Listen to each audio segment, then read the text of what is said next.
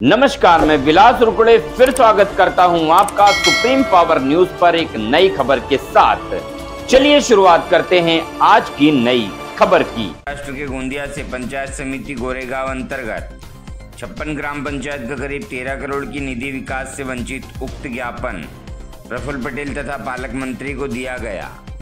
गोंदिया जिले के गोरेगांव पंचायत समिति अंतर्गत के अनेक करोड़ के काम जो करीब सूचना अनुसार 13 करोड़ बताई जा रही, जिसमें ग्राम पंचायत रास्ते नालियों का काम, पादन सीमेंट रास्ते, रोजगार, अनेक योजनाओं की जिसका निधि रुका हुआ, जिससे अनेक विकास के काम की गति रुक गई।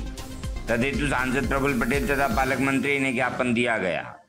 महाराष्ट्र गोंदिया से सतीश पारधी की रिपोर्ट। गावाच्या विकासाकरता जे आपण कामं करतो म्हणजे कसं असते, जसा देशाचा शेतकरी आहे तो पाठीचा कणा आहे, त्या प्रकारे महाराष्ट्र ग्रामीण रोजगार हमी योजना ही गावाच्या विकासाकरता खरोखर विकासाच्या माध्यमातून, इज्जतच्या माध्यमातून आपल्या गावाचा चांगला एक विकास करू शकतो।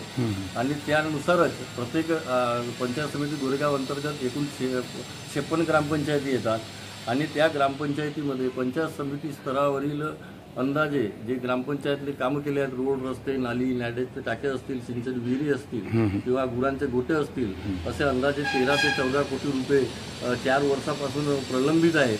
त्याच प्रकारे पंचायत तहसील स्तरावर मातोश्री पांढन रस्त्याच्या शासनाने जी योजना राबवली होती, ज्या कारणाने शेतकऱ्यांना शेतात जाण्याकरता जे पांढन रस्ते निर्माण करण्यात आले होते, त्या पांढन रस्त्याचे अंदाजे 2 ते 3 कोटी प्रलंबित आहे। त्याच प्रकारे महाराष्ट्रातली EGS अंतर्गत अतिरिक्त कुशल निधीची जी योजना आहे, ज्यामध्ये सिमेंट काँक्रीट रस्ते बांधणे किंवा गावात मुख्य चौकात गट्टू लावण्याचे जे काम ज्या ग्रामपंचायतीने केलेले आहे, ते अंदाजे 6 ते 7 कोटी रुपयाचे ते सुद्धा देयके प्रलंबित आहेत। तसेच माननीय प्रधानमंत्री नरेंद्रजी मोदी साहेब यांनी जी मेरा माटी मेरा देश हा जो एक प्रकल्प राबविला होता आणि ज्या प्रकल्पामध्ये अंदाजे प्रत्येक ग्रामपंचायतीला शिलाफलक लावण्याचे जे ग्रामपंचायतीने काम केलेले होते आणि अजूनपर्यंत अंदाजे 2 कोटीचे मिळालेले नाही आहेत।